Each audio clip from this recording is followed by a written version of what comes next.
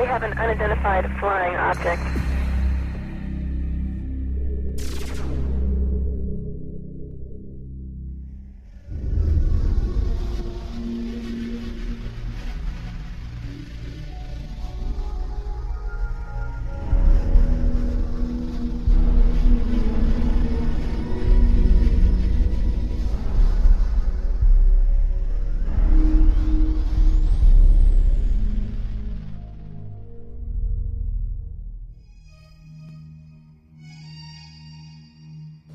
Good evening, my fellow Americans.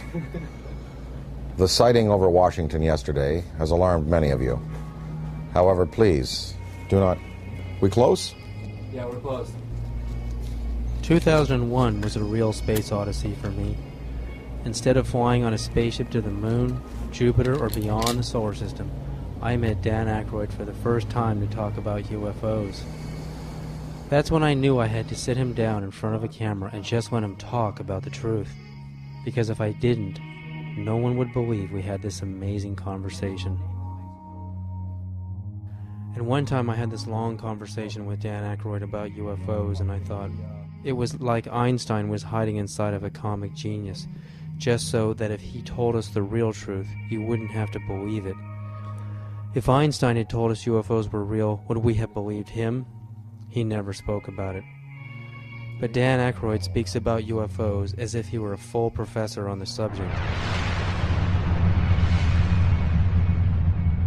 So Dan, how did you get started in UFOs? What sparked your interest? What was the first thing that you can remember that happened to you that made you, ponder the question? Well, I was born in July 1952, and I guess about maybe when I was 8 years old, I found a magazine, a Life magazine, with a picture of the UFOs from that sighting on the cover, with a big inquiry. What are these UFOs? And so that kind of started it as a kid, and I asked my parents about it, and they actually couldn't tell me what they were because they didn't know. They knew there was some mystery there. Then I saw The Day the Earth Stood Still as a kid, and that was a film that directly related to maybe some of the motives for visitations from other planets. And it certainly seems accurate today if you look at the way mankind in the last 100 years has basically started to turn this planet into a cinder. 3-4 holes in the ozone layer because of industrial production around the world, nuclear testing, wars. I'm just sure, just in theory, if there were another species in the universe monitoring us or near us, they would be very interested in what we're doing to this planet, to this planet's atmosphere, and to possibly neighboring bodies. So there would be a concern there. And I think that in terms of the extraterrestrial machines that are coming and going, that may be a part of their motivation. We've just had a rash of sightings all over the planet, and we've got Iran and Turkey and Mexico. It seems like we're being invaded by UFOs. Let's talk first just about what's actually happening out there. Well, recently, the most dynamic sighting that we've seen, because it's corroborated by an actual government, is the sighting that took place over Mexico recently, where a drug surveillance twin-engine turboprop plane was at altitude taking pictures of possible smuggling routes, and they photographed with their infrared cameras 11 unidentified objects. Some of them were in pairs and in threes, and of course, these were objects that couldn't be seen by the naked eye, but were visible on the infrared cameras. Well, the United States Air Force, after the news appeared in America, and it was covered on CNN and Fox. The footage was shown on Fox. It was shown on CNN, and in the Valley Daily News on the front page had a big headline, UFOs with a question mark, and it had pictures from that sighting. And of course, the United States Air Force had to respond, and they said it was swamp gas. So I don't know whether swamp gas is not visible to the naked eye and visible on infrared, whether it comes in multiple balls, whether swamp gas is capable of doing a complete circuit around an aircraft and then taking off at high speed and right angles into the sky. If it is, then maybe it was swamp gas. But somehow this seems to be a legitimate one, because the Mexican government decided that we want to release this to the world. And this follows on the heels of the Belgian general who revealed some F-15 footage years ago of his Air Force planes chasing objects that were exceeding them in speed by twice again what his planes were going at. The French government, over the last couple of years, has released a comprehensive study on the UFOs. The Soviets have been, since the 1950s, engaged in numerous studies about landings, abductions, and the sightings.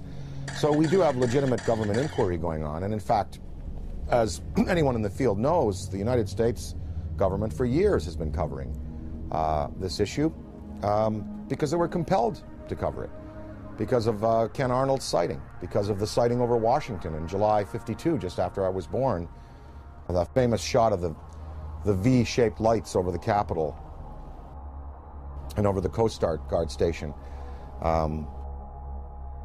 So the government initiated originally, I believe it was, there were Project Sign, Project Grudge, the Condon Report, Project Blue Book, and then they engaged J. Allen Hynek.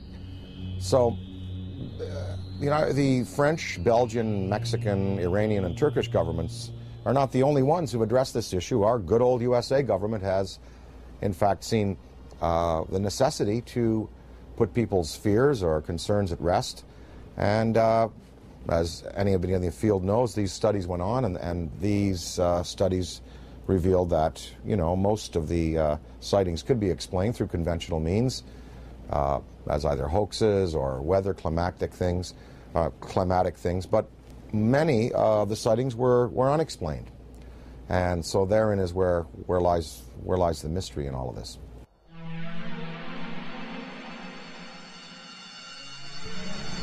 Dan, what do you think is the significance of UFO technology? I mean, obviously, these guys, the extraterrestrials, can come from one star system to another and visit Earth. I mean, recent headlines on CNN are talking about, and BBC, that we're going to run out of oil in 2026. We've got to get on to a better technology. I mean, to be able to go from another star system to Earth, obviously they have the answer. Well, the presence of these obviously intelligently controlled machines tells us that we are dealing with beings who have anywhere from 1,000 to 1 million to 10 million to 1 billion years advancement in technology on us. So you've got to figure that look what happened in the last 100 years. We have the Wright brothers at the turn of the century taking off in basically a fabric and wood aircraft. By 1969, we have lunar expeditions. In the year 2004, we have massive airplanes being built out of alloys and graphite, and this big ship that Airbus is building, the new Boeing plane. So in 100 years, from fabric and wood, we've come to, advanced metallurgy, fuel use, and propulsion in just 100 years.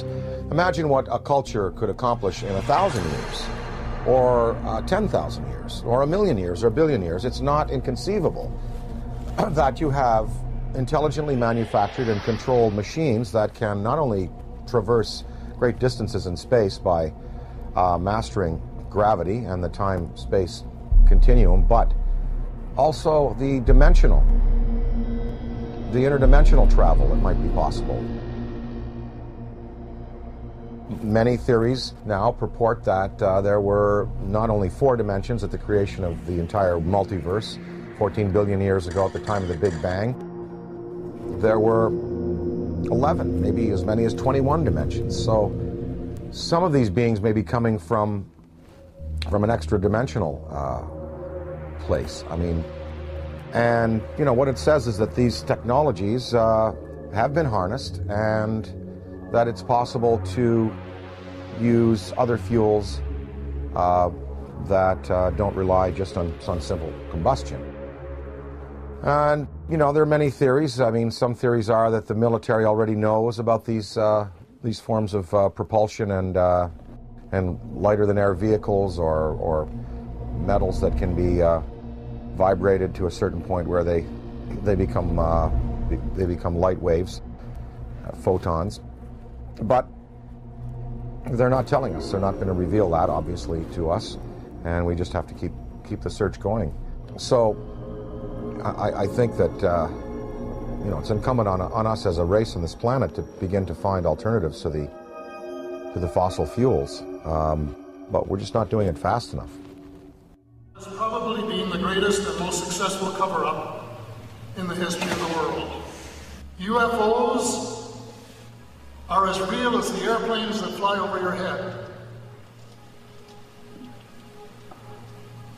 That is my unequivocal conclusion. Oh my God.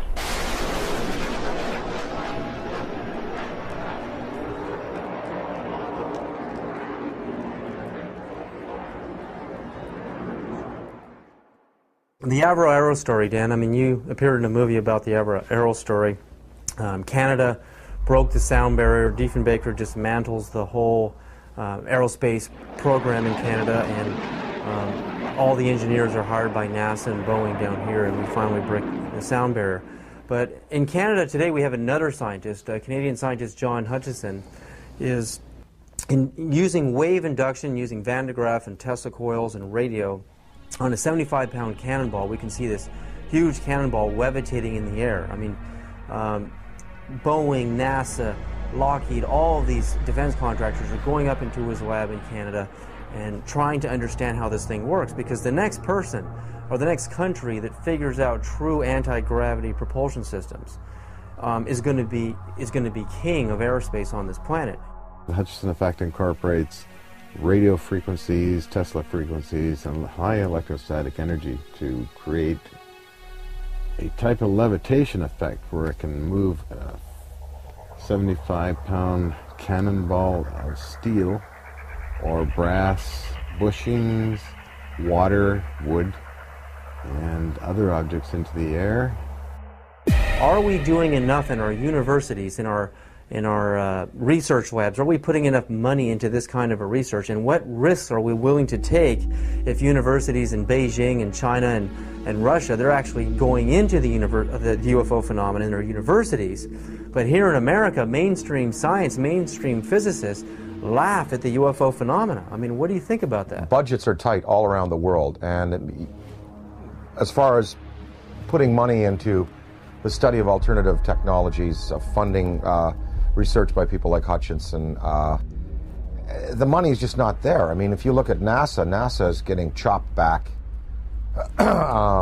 because the funds that are flowing through government now are focused on the war in Iraq and other things. So we don't even have the money to keep up conventional space exploration, development of metallurgy, fuels, ion drive systems. So I don't see any government in the next 10, 20, 30, 40, 50 years really putting the money into the kind of research that's needed to develop these alternative systems and to perhaps study what is driving these intelligent machines from somewhere else. Now, of course, that's on the visible side of things. We're hearing a lot about these special access programs where congressional money is approved by a very narrow slice of the membership in the legislature and given to the military to do basically carte blanche what they want with. So there could be a black military program that is producing what people are referring to now as the big black deltas, which are these huge black triangles that are being seen all around the world, the big black rectangles, which are also being seen all around the world. So maybe they look a little like this. The F-117, they look a little like the B-2 bomber. Maybe these are special access programs that have been applied to alternative technology and energy and are really practically at work today. But I don't see them revealing, the sources of these programs, nor their applications right now. Okay, I worked in the U.S. space program for 36 years, I was a contractor employee, first working for McDonnell Douglas and then ending up working for Boeing after McDonnell Douglas was purchased by Boeing. I started at the end of the Mercury program and then worked the whole Gemini program. And during Gemini, I was responsible for the design of the equipment for the life support system. And so I had a distinct interest in keeping astronauts alive and having successful equipment. During the program, when we were flying the Gemini spacecraft, my interest in UFOs became very real. It became real because, first of all, Gemini 2, which was unmanned, it was rumored and talked about among our researchers that 2 UFOs had followed Gemini 2. And then Gemini 2 was, of course, recovered later. And I didn't think too much about that except, yeah, that's kind of funny. Very interesting stuff. And then when Gemini 4 flew, and its 4-day mission, 66 orbits, with James McDivitt and Ed White, about halfway through the mission, McDivitt said he has something up here with him.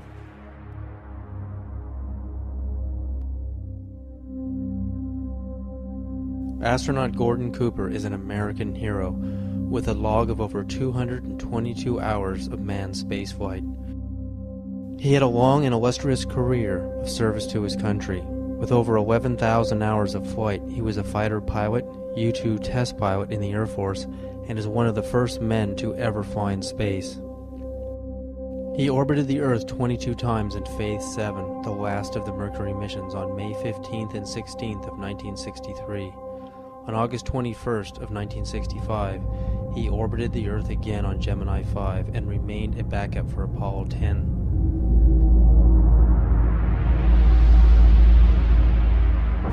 Well, I've had some occasions to know some of the people who were involved in Roswell at one stage or the other.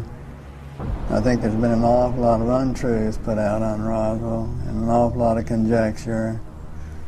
I think there have been some truths in it. I think definitely there was something other than weather balloon there.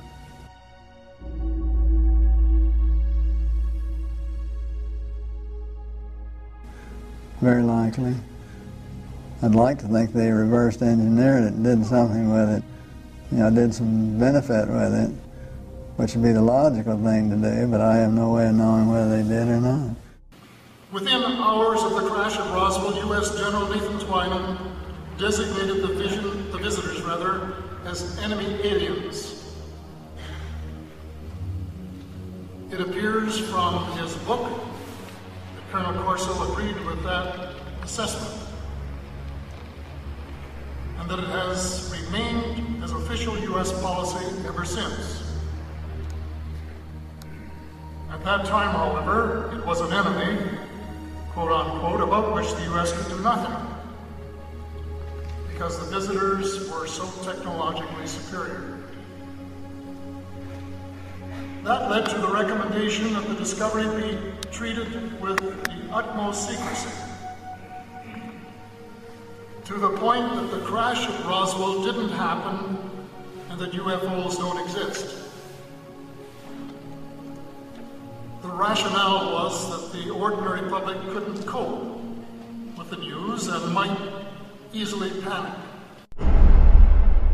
Area 51, Dan, I mean, we hear stories from Bob Lazar, we hear stories about alternative space program theories, you know, we're building UFOs and reverse engineering UFO technology since the saucers crashed at Roswell and the plains of St. Augustine, and we have reverse engineered that technology today. That's the theory, and NASA is just a smokescreen program. If we really have true anti-gravity technology today, why aren't we using it in our military? Why isn't it evident in the war in Iraq? Why don't we use it to demonstrate superiority on the planet? And if not, if all of this is just conspiracy theory and we really don't have this technology, again, are we willing to take the risk of losing air superiority on this planet by letting the Russians or the Chinese or some other country, even the Middle East, actually engineer this kind of UFO technology and conquer the world? Are we willing to take that chance? Well, I think, as far as military applications, maybe they are being used already. Maybe We don't know. Maybe they're being used in a surveillance capacity.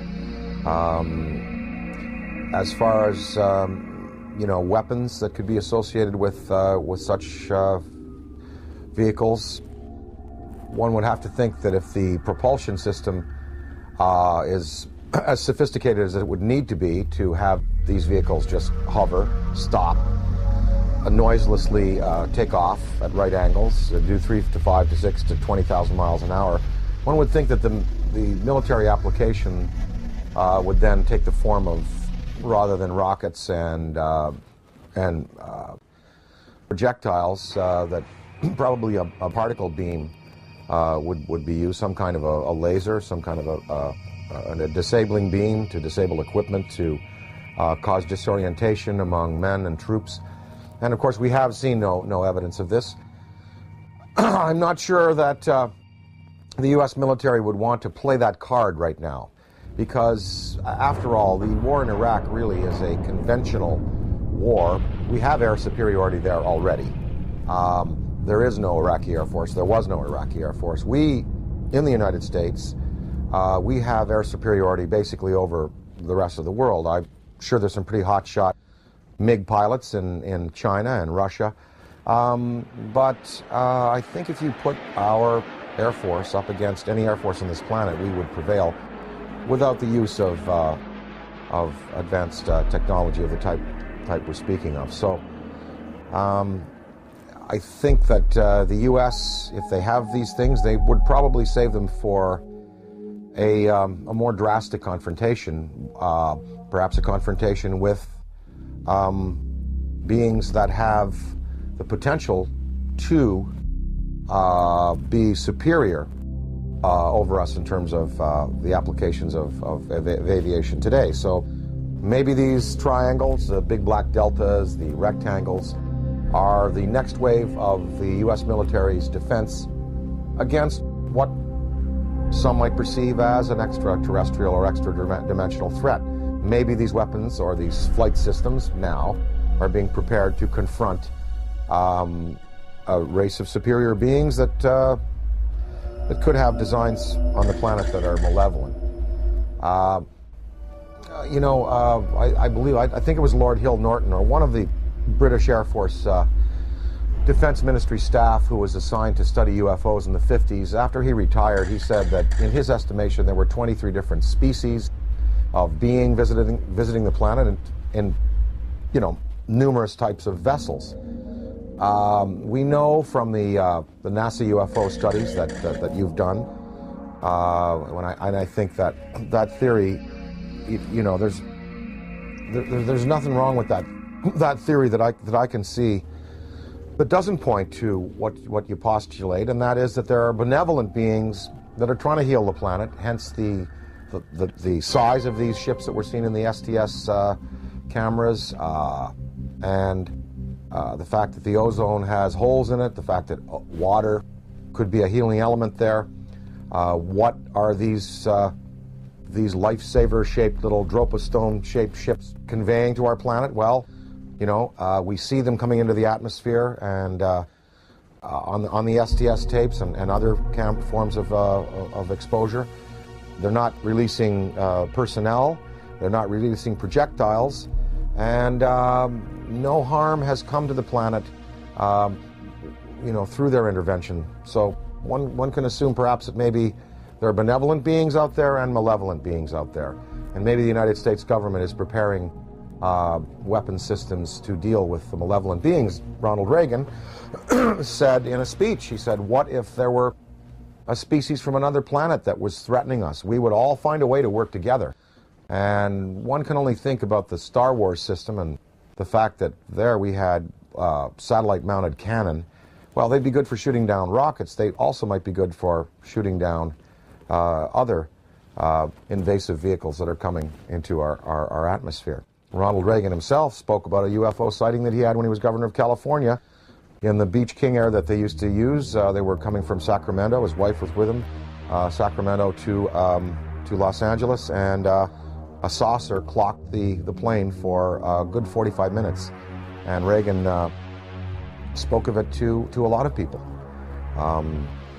And I think maybe, you know, part of his motivation in getting the Star Wars weapon system up might have been that to prepare ourselves for the day when other beings might come to this planet with designs of, who knows, taking minerals without authorization, taking people.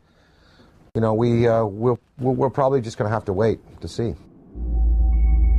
I occasionally think how quickly our differences worldwide would vanish if we were facing an alien threat from outside this world. Colonel Corso makes it clear that the Reagan administration's Strategic Defense Initiative, appropriately dubbed Star Wars, was primarily designed for use against the alien intruders. His contemporary successor, the anti-missile defense system, is also being designed with that as one of its principal objectives. It is true that a case can be made for attempting to provide a shield against the Russians and Chinese, although everyone knows that the Russians are not going to embark on a policy which would result in their total destruction. It is equally true that they, too, are aware of the visitors and know that the perceived threat from the visitors has been a major consideration in the planning of the anti-missile system.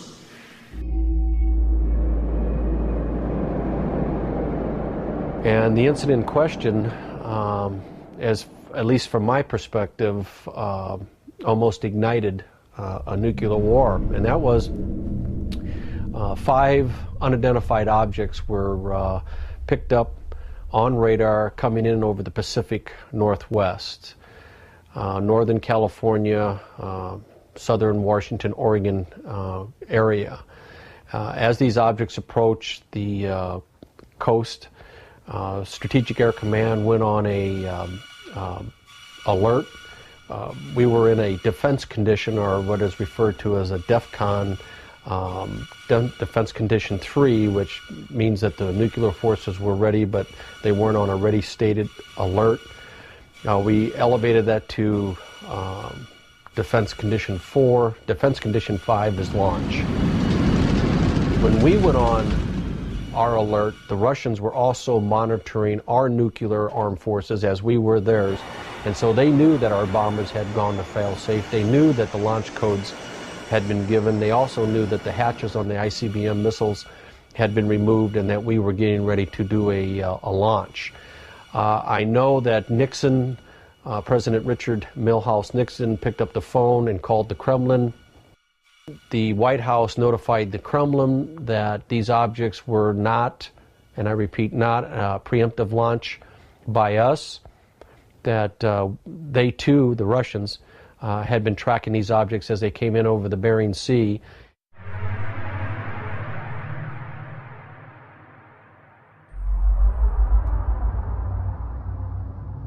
Probably moved 100 miles in a matter of a second or two. When we look at alien abduction, I mean, the idea of a human being being taken and having an implant inserted into their body, I often think of how biologists, how we tag whales. You know, we put a chip on a whale and we can track them via satellite, and also how, you know, we go into a frog's pond and we pull out the frog and we spread it out on the table. Remember in biology class we used to do this, and, you know, stick the little needles in his legs and cut him open. I mean, that's how we look at another life form in another world. So is it really a sign of violence and negativity that an extraterrestrial civilization is coming to Earth and doing the same to us, putting computer chip implants on us to track us, know where we are, study our species, do a little bit of biological experimentation? I mean, I know for us it's horrific. I mean, it's absolutely a violent thing for us as humans. But from their perspective, do you really think that they're being violent? Well, again, I have to go back to some of them might be here for good purposes, genuinely interested in perhaps helping mankind, and some are here for selfish purposes. Maybe these abductions, even though they're done in a objective but biological way, like we dissect frogs. Maybe they're doing it, you know, just for fun and for sport. I mean, I don't know. I think probably that that the fear could be justified in some senses. Anne Druffel has written this book about how to prevent being abducted. And we really think, even if benevolent species coming to this planet and taking a man and a woman and taking ova out of a woman and sperm out of a man, that's tremendously invasive and very traumatic for the human beings. So even if the motives are good, you know, these actions are as violent as anyone we're capable of on the planet. I think that a certain amount of fear is justified. If you look at Day the Earth Stood Still, you know, the first thing that happens is the army is assembled and, you know, guns are shot at these beings and at the ship.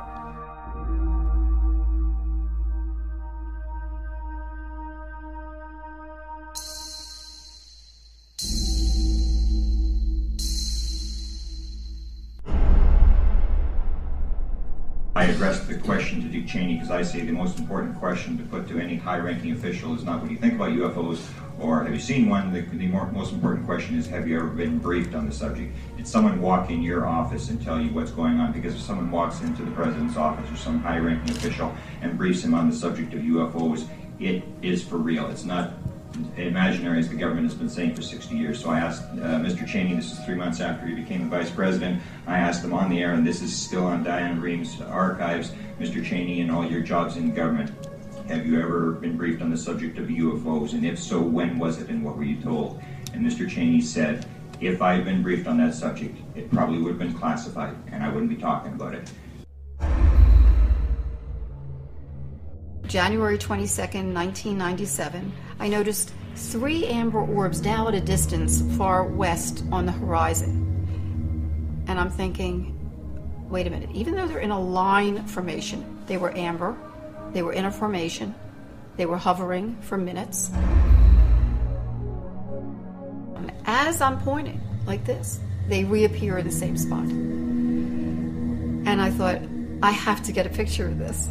And I ran upstairs, I grabbed my 35mm, get out onto the balcony. As I'm ready to shoot the 3 bottom orbs, suddenly 6 amber orbs in a row, totally equidistant from each other, massive span across, pop up. On March 13, 1997, over 10,000 Arizona residents witnessed the single most spectacular UFO sighting in the 20th century. Headlines surged the nation, and Arizona residents demanded answers from military and state officials. A mile-wide UFO was seen from as far north as Flagstaff, Arizona, and then the giant triangular UFO hovered above the great city of Phoenix, Arizona, where Dr. Lynn Ketai shot this amazing videotape.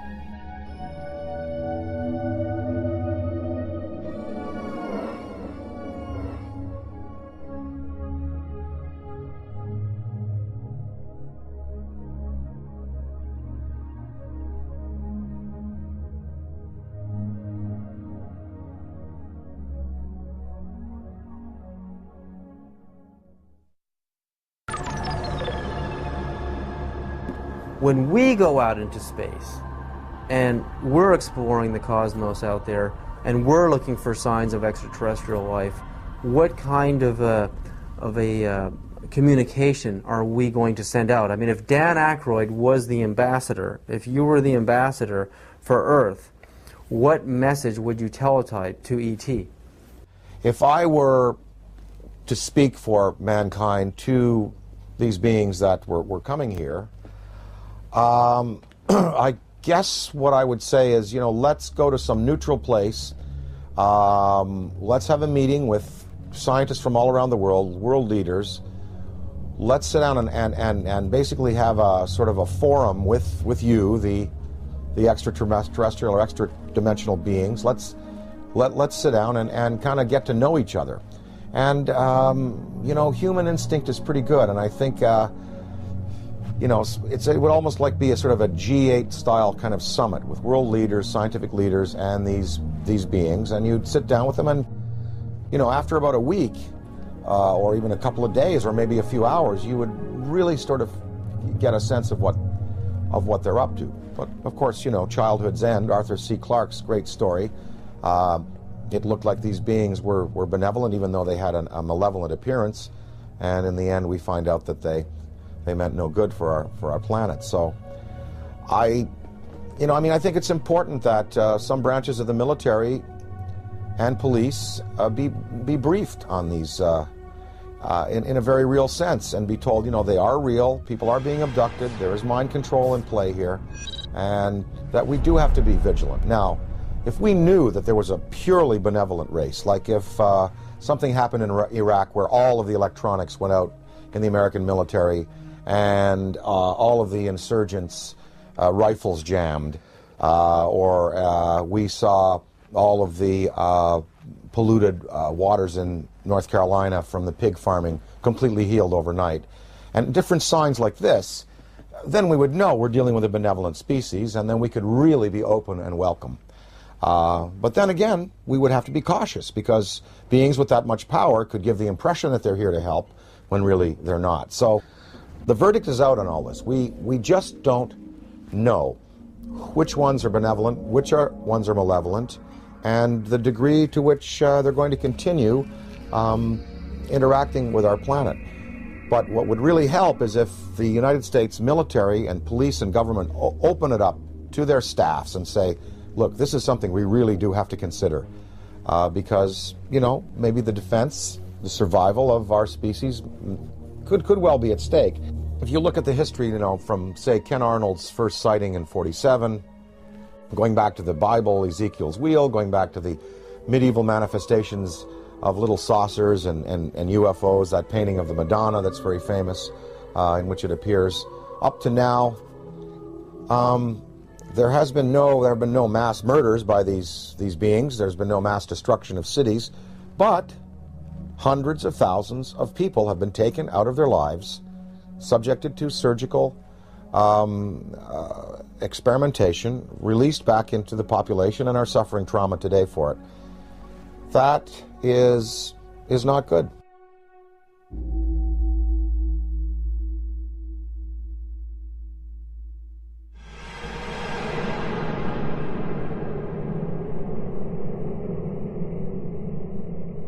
The idea, I mean, like in the movie Close Encounters of the Third Kind, the meeting on the dark side of the moon in Devil's Tower, Wyoming, I mean, it seems like the logical thing to do. I mean, we have a communication, a teletype message, we have a place, a location, and a time, and we isolate it from the public until we know it's safe. I mean, we check each other out. I mean, this seems like the most logical thing to do, you know, even rather than meeting on the White House lawn. I mean, this is the way we would like it to happen.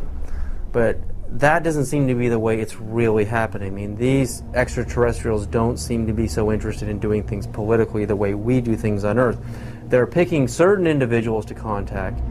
They are zeroing in on those individuals. But now, I mean, there are so many sightings going on all over the planet. I mean, it's just amazing. I mean, Iran, Turkey, Mexico, Venice, California, Sonora, California, Texas, Death Valley. I mean, the reports are coming in every other day now. It seems like we're heading towards an omega point. I mean, what is about to happen? I mean, is this all just a coincidence that more and more people have video cameras, or do you really think, you know, there's a major unprecedented communication that is about to happen between our extraterrestrial visitors and humanity? Or again, is it the video camera question? More camcorders? There are definitely more video cameras out there, and definitely more sightings, and definitely more credible witnesses. You know, the biggest thing in ufology in the 60s was Herb Shermer, the Nebraska Highway Patrolman, who was at the Ashland Oil tank farm out there in Nebraska, and he writes in his diary, you know, saw flying saucer, and then under hypnosis, turned out that he was taken aboard and informed of their intentions. Barney and Betty Hill. I mean, these were the key cases. Shermer, Barney and Betty Hill, the Pascagoula incident, Travis Walton. Now there are hundreds of cases like this, And I think that because it's in the consciousness, because we have, you know, a poll saying basically half of the world believes and half doesn't, we're reaching a point where, as Stephen Bassett talks about his time clock, it's like the nuclear time clock that we had in the 50s before we blew the world, you know, before we blew the world up. The theory that once the hands got to midnight, that's when all the nuclear weapons in the world would be discharged. Well, we've stopped that nuclear clock, thankfully. But as far as the UFO clock, he says we're 1 minute to midnight now, meaning that in a minute to midnight, something really, really spectacular is going to happen. Now, whether that's a mass appearance, whether that is, you know, come over to the Yankee Stadium during a game, I think possibly the next, maybe even in the next 5 years, we're going to have occasions like the one I experienced in upstate New York in the mid-'80s when I woke up in the middle of the night and I said to my wife, they're calling me, I want to go outside, they want me to come outside and see. She said, who? Something outside wants me to come out and say, oh, just go back to bed. I went back to bed, but in the next day in the media, in newspapers, in radio, all over upstate New York and Ontario and Quebec and Vermont, people spoke about this urge they had to go out of their houses at 3 in the morning and look up into the sky. And 12,000 people shared this urge. And they went out and it was a big, big news story. And of course the Air Force said that a Chinese rocket had exploded over New York State. And what people saw was a massive, miles-high pink spiral in the sky above the Great Lakes. In Hull, Quebec, Canada, a few years afterwards, there was a story of several hundred people, almost 1,000 people, in this community, Gatineau, north of Hull, Quebec, Canada, in the Quebec province, sharing this urge to come outside and look up into the sky, and they also saw an apparition. So there are going to be more of these mass sightings. And, you know, the day that 1 million people in Idaho at a rock concert or something see it, that is when you're going to really get the conventional military and police sitting down to say, well, it's time to throw the Brookings Institution report out and lay it open to the people and let the people decide, you know, what must be done in conference with our state leaders.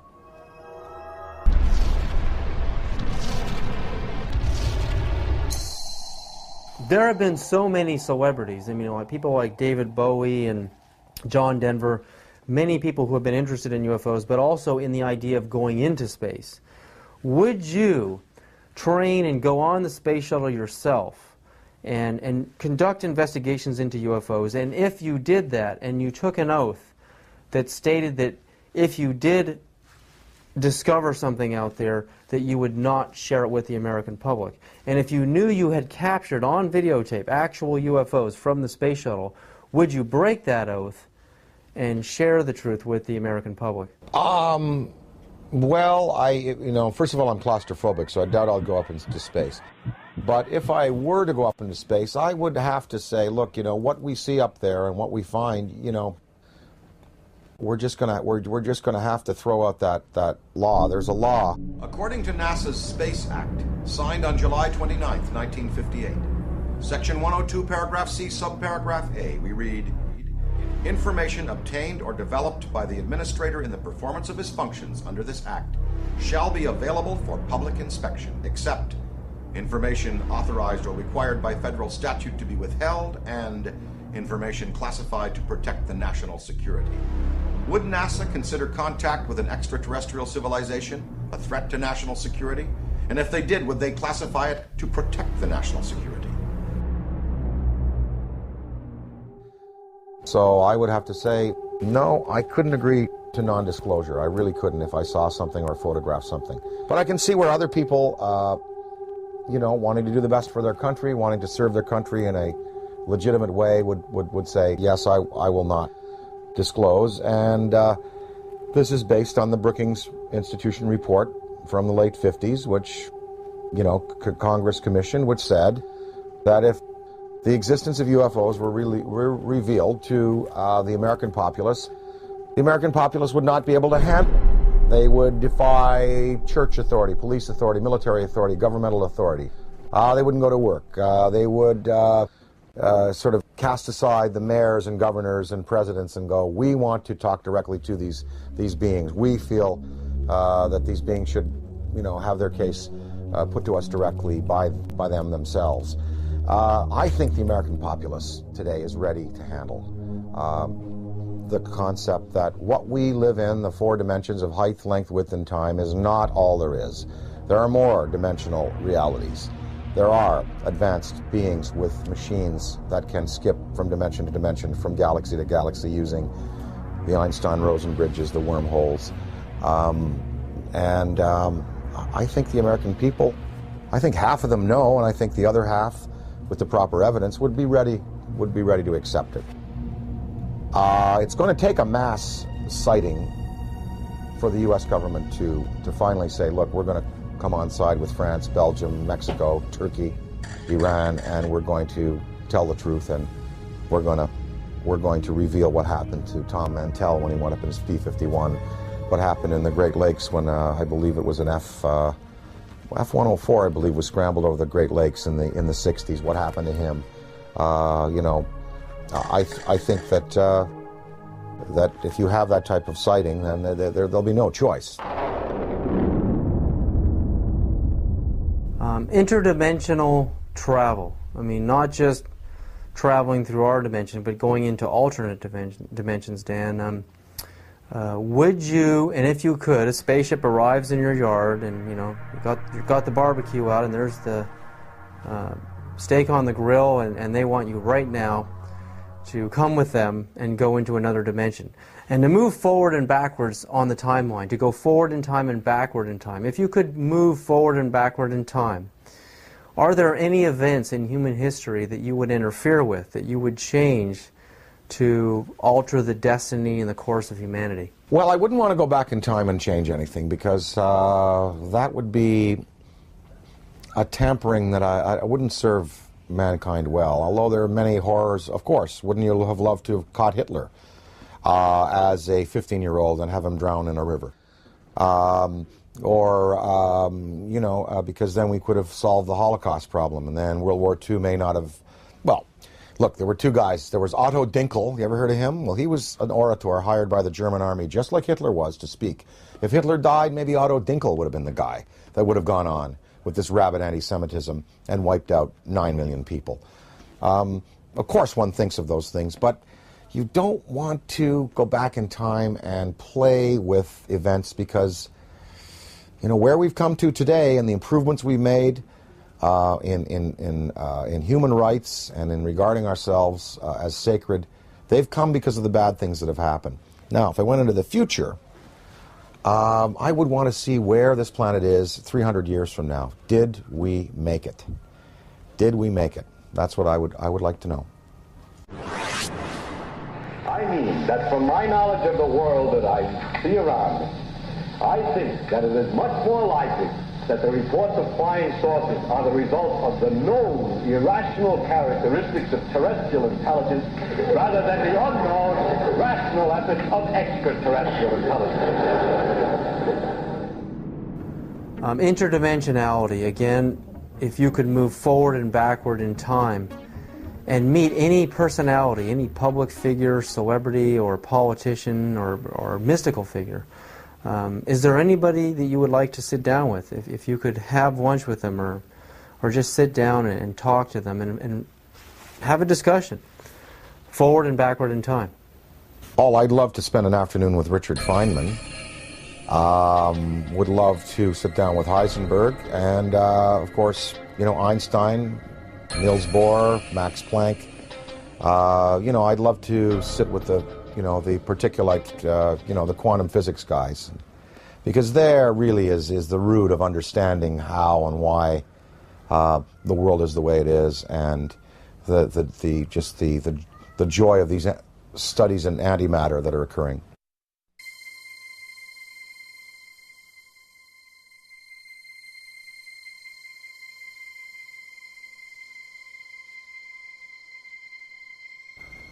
Everyone you picked is a physicist, a scientist, and I often think about how spirituality and science are merging, how they're kind of coming together. I mean, what ancient civilizations thought of a universe was really the Earth and the Sun and a few planets.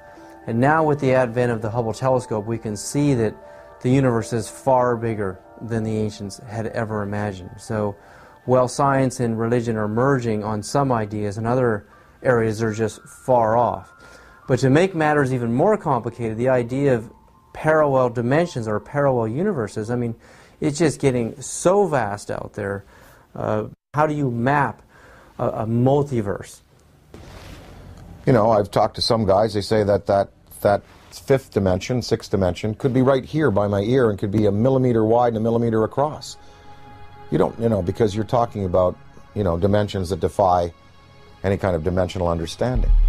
And, you know, there was I forget his name, he died recently, in the last 2 years, but he proposed that there are parallel realities just because of the way we go through time. Like, here we are in this interview right now. Well, what I said and what you said and what we all did 2 minutes ago still exists somewhere. Because we just did it. It's there. It's like a wake we've left. And if you had a time vehicle, you could go back to 2 minutes before and stop and see what we're doing 2 minutes before. You go back to your high school days. You go back to your days as an infant. And those realities are still existing alongside what we're progressing through. You know, it's all a beautiful, beautiful mystery. I am here because I am a writer, a performer. I find it entertaining. I'm not a scientist.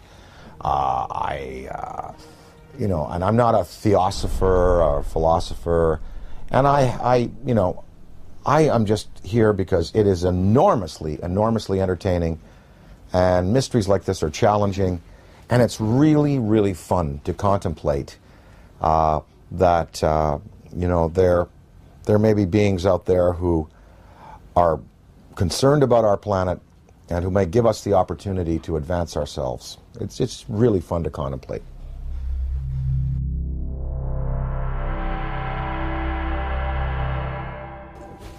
All the physics that we know on this planet, quantum physics and conventional physics and metallurgy and you know, all of it, it can really encompass a theory of how these ships move. I mean, you've done it yourself, David, proposing, you know, that if you can convert, you know, a mass to a state of, you know, of photonic energy, then there is no mass anymore, and you're looking at pure light. You're looking at anti-gravity. You're looking at something that can be, you know, harnessed in waves. Well, what is the fuel? Well, people, you know, Bob Lazar talked about, you know, this element 115 that was put into these generators to boil mercury and to be used as gravity tractors.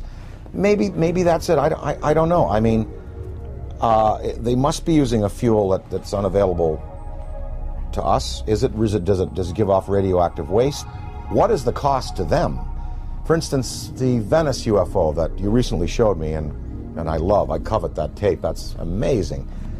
Because you see the metallic quality of the object, you see the force field around it, you see it spinning. It was May 2nd, 2004, approximately 11:30 a.m. And I was walking from my apartment with my girlfriend down this alley right here. And we were just sort of walking this way, and I looked up over at those phone lines, and we saw something that we really couldn't make sense of. It was a very shiny, you know, metallic disc. So we turned the corner here, and this is basically where we're just looking at it. And we're pretty much like, okay, that's not a balloon or anything we're familiar with. So we sort of kept walking to the corner and just stared at it for a while until it hit me, you know, that this was really something. There was a man also looking at it, sort of a bystander, and he said, wow, do you guys see that? And that's when I realized all three of us were looking at something extraordinary. What is the environmental cost of running these machines? Are they clean or are they not? Is there some, wherever, you know, they came from, is there some place they have to go back to after their journeys are finished to dump whatever they've used up in terms of fuel, like we would a bad fuel rod in a reactor. That is a question I'd like to know. I'd like to ask is, are you a clean burning vessel, or is there some cost that you pay, like we paid for atomic energy? When we consider that it may be possible to take mass and reduce it down to zero, make it as light as a photon, we can start to approach this whole light speed phenomena from a whole new direction. I mean, we're going to be able to do this. This is the only logical answer. There are no fissile nuclear materials in the universe as we know it to produce the kind of energies in a steady stream that you need to get mass up to that speed. There are no fissile nuclear fuels that can produce 1 trillion electron volts all day long.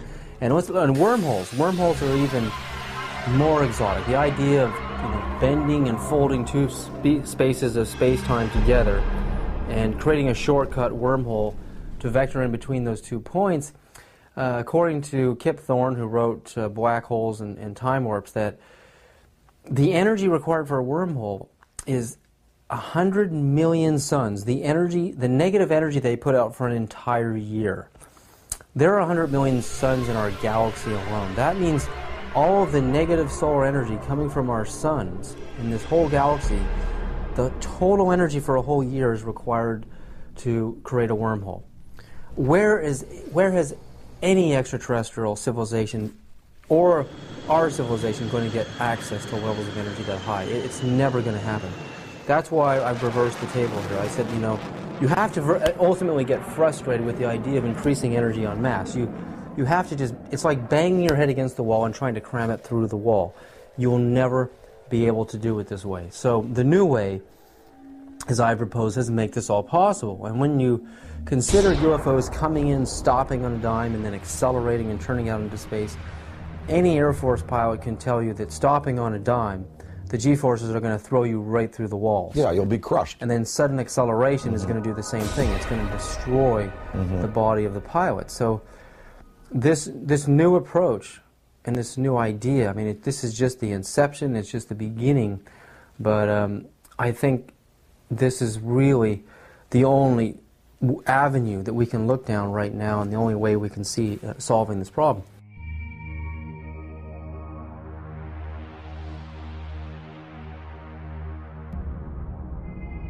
While Gordon Cooper was an Air Force pilot stationed in Munich, Germany in 1951 in the 86th Fighter Bomber Group, where he flew F-84s and F-86s, Cooper testifies to having chased disc-shaped UFOs that outmaneuvered the most advanced fighter jets of our time. We were flying in Germany, and we were flying F-86s. And they would come over and do the same maneuvers that we make, except every once in a while one of them would go zip. And you just can't do that in a fighter, a conventional fighter. They're just typical saucer shape, double lenticular shape, metallic looking. Well, yeah, they weren't just random. They were flying fighter formations, very definitely under positive control.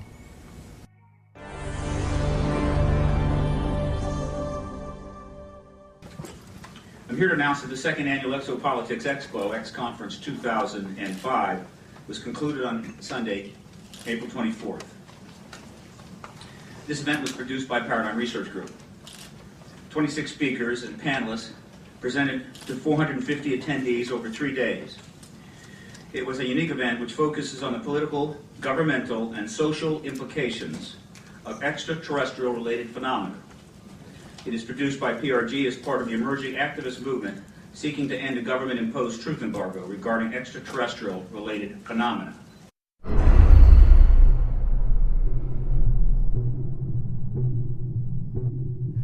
Do you believe, and describe, do you believe that your show was shut down for national security reasons? And tell us a little bit about what happened with the show out there. Well, what happened? Well, we sold the show to Sci-Fi Channel, and it was called Out There, and I basically interviewed all of the people that I admired in various fields of study, like Colin Andrews from the Crop Circle movement, Linda Moulton Howe, the expert on cattle mutilations, John Mack. And let me just put a pin in things right there, because John Mack has taken the study of abductions, UFOs, right out through the other side, and he's going, yes, we know they're here, we know they're coming, we know people have been taken, we know there's experimentation going on, we know people have been told about agendas. What we now have to do is use that as a key and as a motivation to socially transform this planet to a more peaceful, more loving, more tolerant state.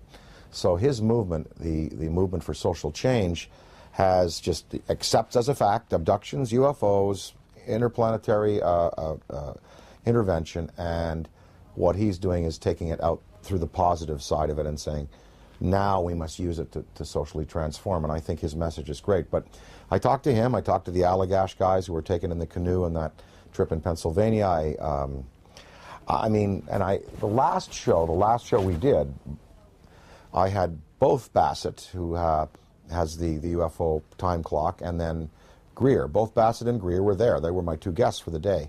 Well, the show was canceled that afternoon. And I was outside, before I knew it was canceled, in between the interviews. And I was outside, and Britney Spears called me because she wanted me to appear on Saturday Night Live with her. And so I was outside having a cigarette, the phone rang. Oh, Brittany, how you doing? Oh, sure, of course I will. I turned away like this. I turned back, and there was a black Ford across the road, a black Ford sedan. And I was trying to look at the plate, and the plate seemed kind of like fuzzy, and I was, definitely a police car. And two guys were there, and a big, big, tall guy got out of the back seat. And he stood in the street on 42nd Street it was. We were at 42nd Street and 8th Avenue. And he looked right at me. And literally, I was on the phone. Hey, oh, sure, of course I'd love the show. Saw the Ford, went back like this, turned back like a half second later, and it was gone. And that car did not go past me. It did not make a U-turn, because I would have seen 42nd Street. I would have seen that thing take a U-turn and go away. That car vanished. That car was a cloaked vehicle of some type. And whether this was like a warning to me, because the guy got out of the back seat, gave me a real dirty look. That car vanished. I know what I saw. And, it was just this fast. It was, oh, hi, Brittany, sure. Oh, of course, I'd love to. Guy gives me a dirty look. Oh, well, sure. Car gone. That's what happened. And then 2 hours later, we were told we were not to continue taping, and the show was canceled, and none of them would air. I don't know. I don't know. Was that an MIB experience? Black helicopters, military abductions that happen. Sometimes people are taken, and they talk about then being visited by military personnel and debriefed about their abduction. Was it a technology associated with some of these beings that are visiting that wanted to warn me off, or that wanted to give me verification that I was on the right track? I don't know. But I do know I did turn back a second later, and it takes so long for an automobile accelerating from 0 to 40 miles an hour to reach the corner of 8th Avenue and 42nd Street going past me, and then pulling a U-turn and going out towards Times Square. I would have seen that car. And I looked around. I was looking for that then. It was gone. So, I don't know. The tapes exist. I have them. We're going to try to repackage them. We might put them out on DVD.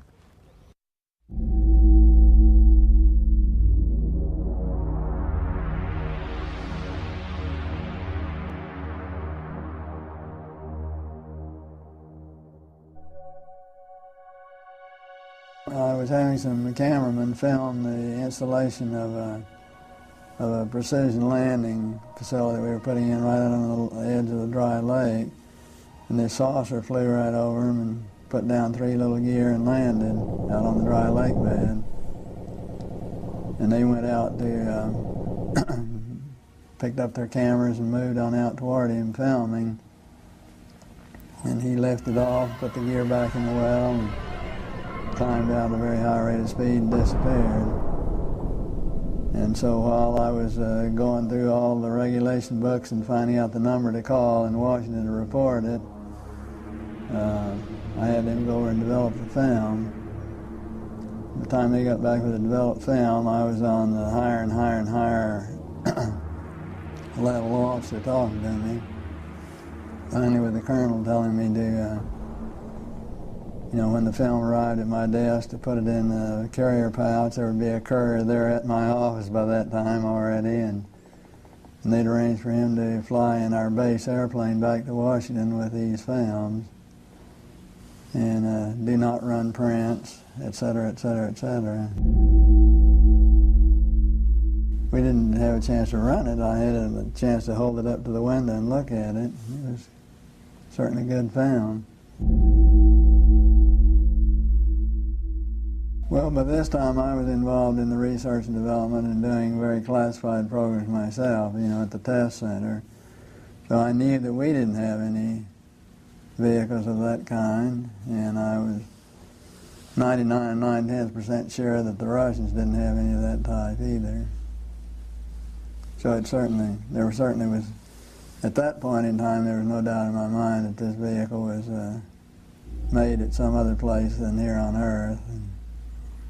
Yeah, well, Buck Rogers and Flash Gordon coming true. Dude, I got it, man. Probably moved 100 miles in a matter of a second or two.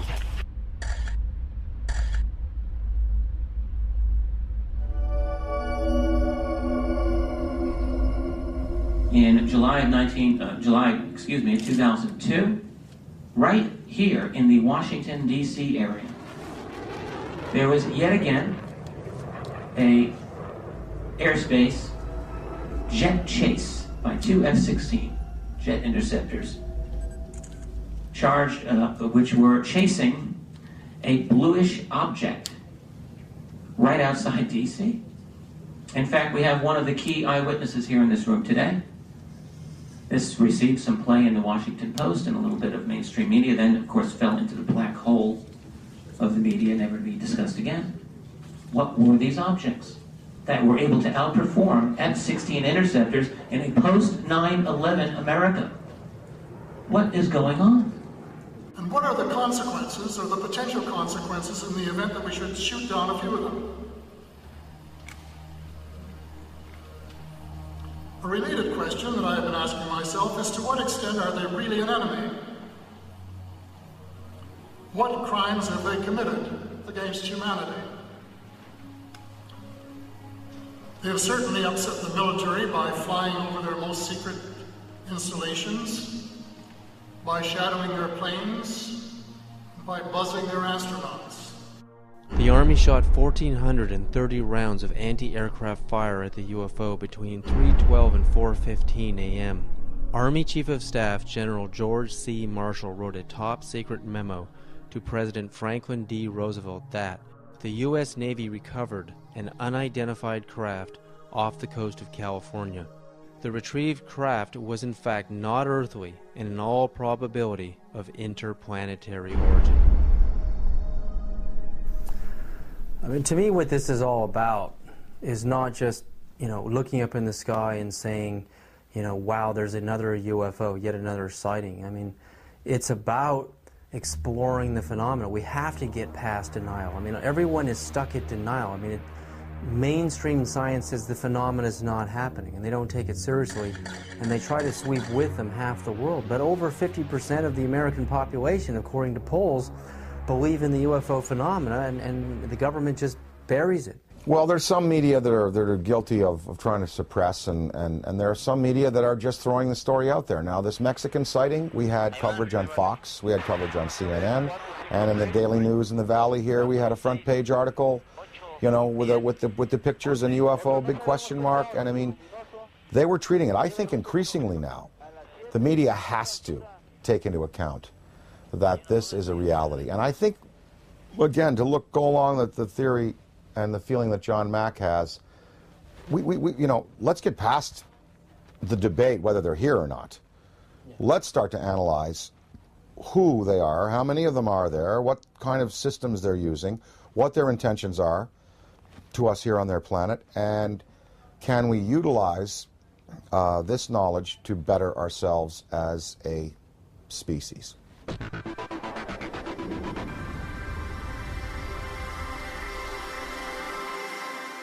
With the advent of the Hubble telescope, I mean, when you see how big it really is out there, and the idea that we're stuck on this myopic little ball, we're just glued to it, we can't get our eyes off of it.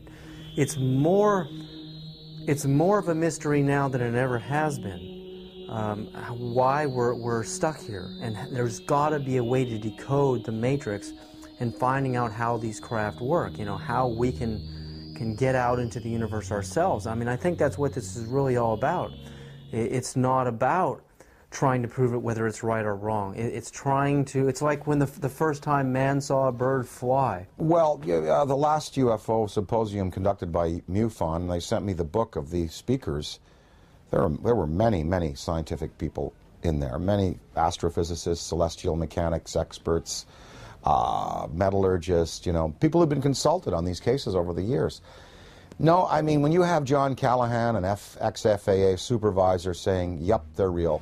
When you have John Schuessler, who was a Boeing engineer, now running MUFON, and saying, yep, you know, they're real. When you have, you know, pilots and personnel in the police and military coming forward in the Rockefeller Report and in the Disclosure Report saying they're real. When you have a Belgian general on television showing you a tape from a fighter which is filming an object escaping at high speed, when you have this Mexican case, you know, I think we can pretty well put it to bed and say, yep, they're here, they're doing things to us, with us, interacting with us.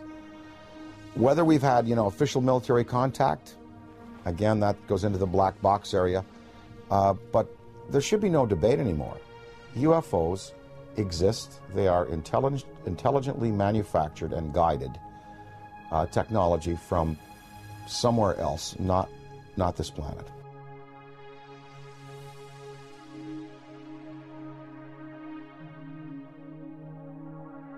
While human beings can only see from red to violet wavelengths of light, the infrared and ultraviolet spectrums are invisible to humans. I quickly learned that NASA uses special video cameras that are capable of seeing into these invisible spectra. The tether has broken and is going away from us. Get it on the TV, Claude. Please get it on the TV. After the 12-mile-long tether snaps, several days later on an orbital pass, the cameras find something that should not be there. In the NASA STS-75 tether incident of March 1996, we find NASA using ultraviolet light-sensitive video cameras. This is where some of the largest UFOs ever caught on videotape have been captured. Huge dish-shaped luminous UFOs swarm the tether. We know the tether is 77 to 100 miles away from the cameras on the shuttle. The UFOs pass behind the 12-mile-long tether, so we can therefore use the 12-mile length of the tether to measure their minimum diameters. Some measure between 1 and 3 miles wide, making them literally motherships. In Project Blue Book files, UFOs with these same features have been reported several times as shiny metallic discs with dark centers. Specifically, in the invisible infrared, Trevor James Constable, a retired World War II radar operator from New Zealand, has photographed many UFOs with the same features, translucent discs of light with dark centers.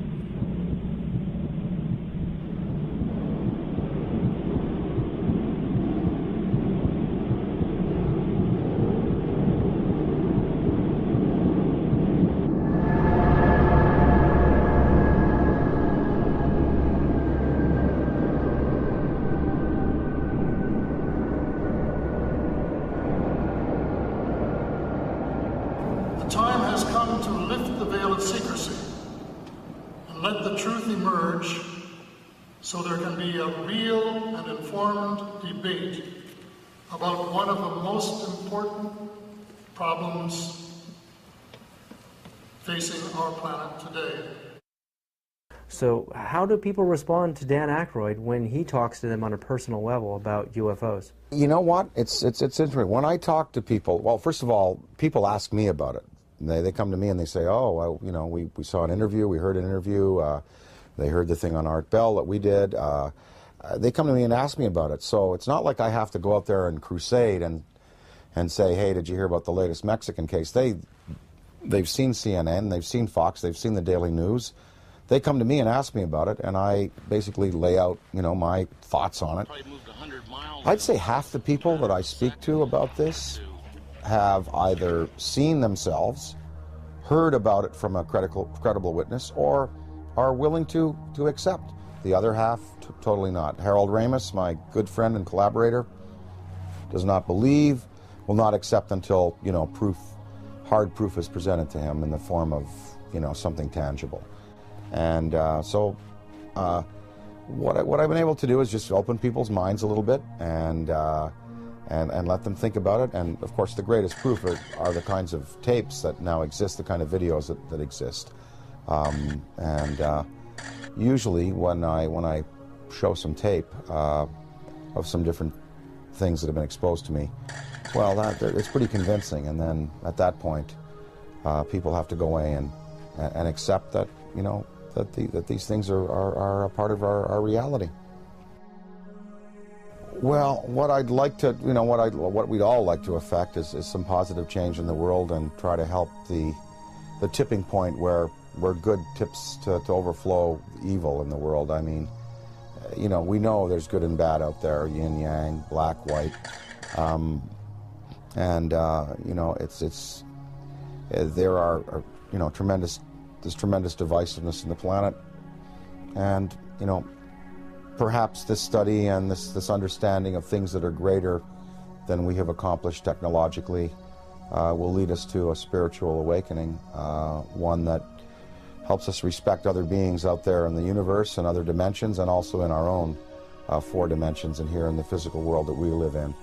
The sacredness of human life, the willingness to get along a little better, to relinquish materialism and territoriality in favor of a more comprehensive worldview, in which we unite and we all feel the energy within us as part of a universal light.